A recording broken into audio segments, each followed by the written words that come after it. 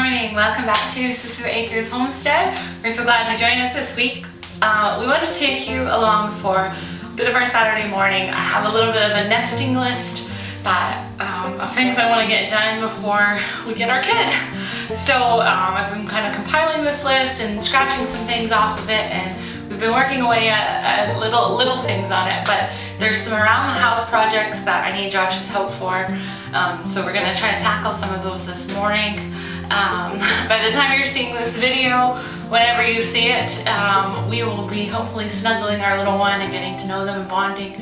So for the next couple of weeks, you're gonna see some videos that I made a little while back, but prepared because we still wanted to bring you along for the journey, but we weren't ready to share at that time publicly about our adoption. Also, one thing we do want to just make clear is you probably won't be seeing our little one's face maybe ever on the channel for privacy.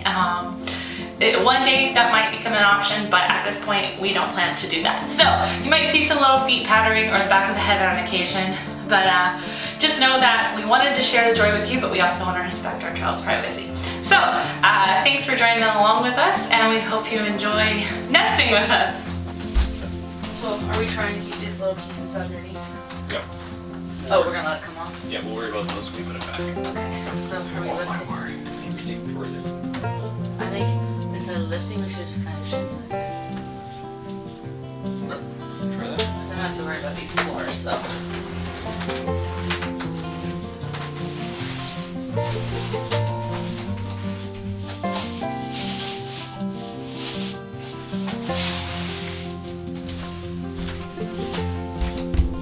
Oh, just that lamp. Yeah. Oh, good call. So now we gotta flip it over yet. I just want to wipe it down. Yep. Curious? Not at all. Okay, that'll work for now.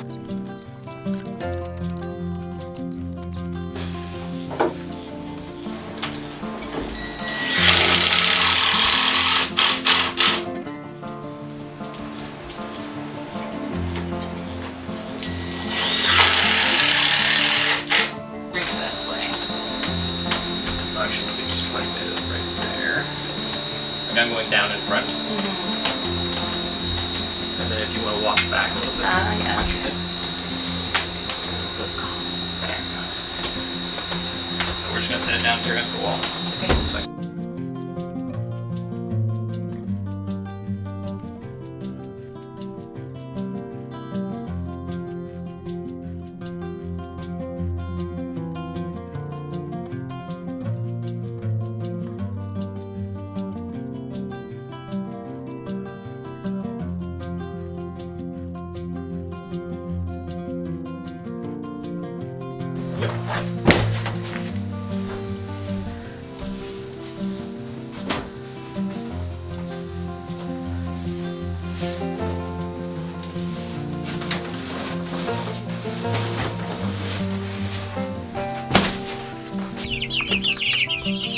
Hello!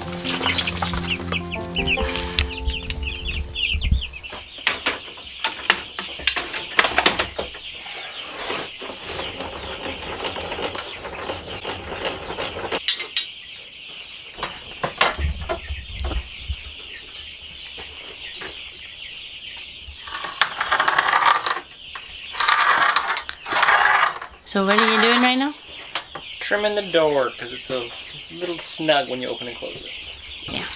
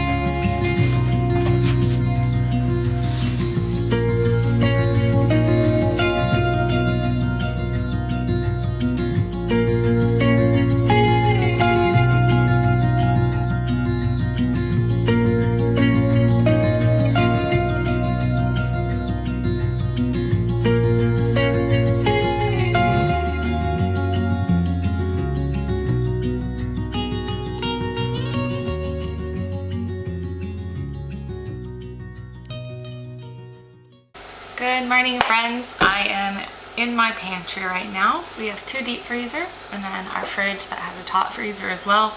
Our meat birds are about a month away from butchering and they take up a decent amount of freezer space. So I was reading that you're supposed to defrost your freezers like every 6 to 12 months because it helps with your energy efficiency, as well as it can damage the freezer over time if you don't defrost them. And this baby's 2.5 years old. We bought her when we bought the house.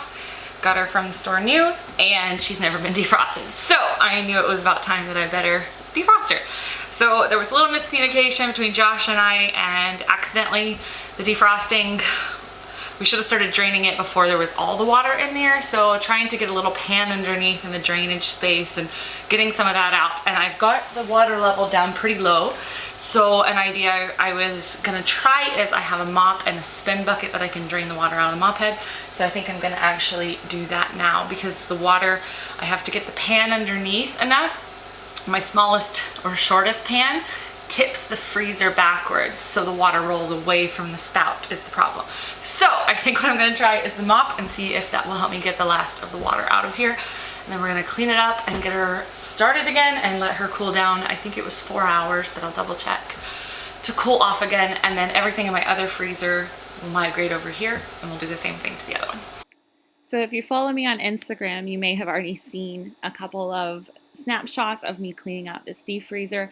I received a couple of really good pieces of advice from others who have defrosted their freezer, and I wanted to share them with you now. The way I'm doing this is just how I had to do it for that time because of the whole miscommunication, but in the future, I think what we would actually try is one of these 2 other options. One suggestion we were given was to put a bucket of hot water in there and close the lid so it defrosts that much faster, and then you can clean out the water.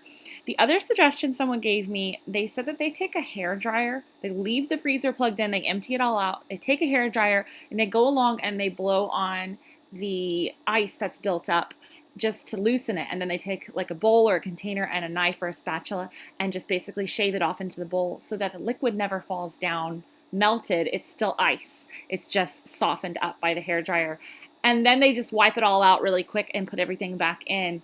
And because they never unplugged the freezer and it only took a few minutes, it's much faster. So if you only have one freezer and don't have space to put your stuff somewhere else, that one might be an awesome option. If I try those in the future, I'll let you know how it goes. Okay, now I'm finishing the instructions and putting my glasses back on. Okay.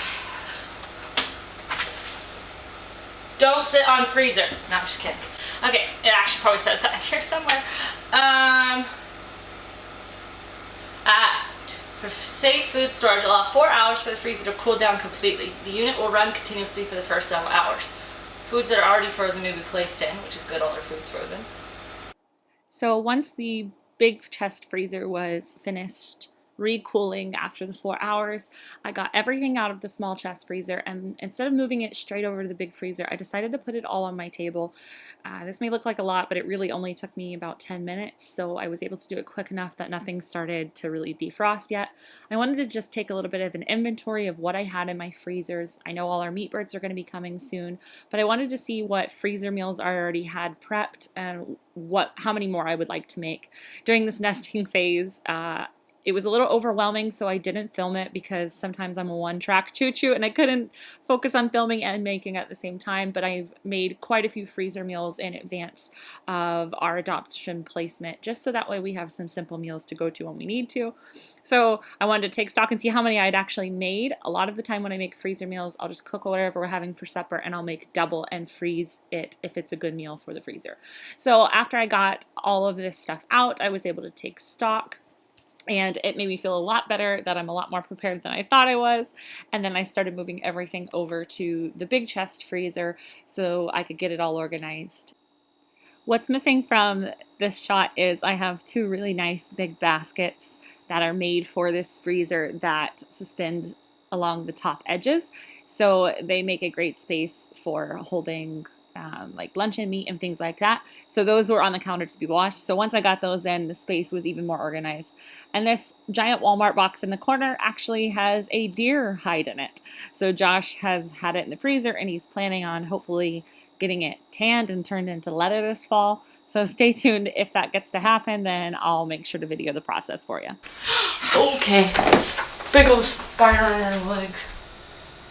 Okay. I don't know where he went. He was crawling around your pant leg. Okay. Without freaking out? Yeah. He's probably in your cuff or going in your sock or something. Opposite leg. Opposite. Yeah.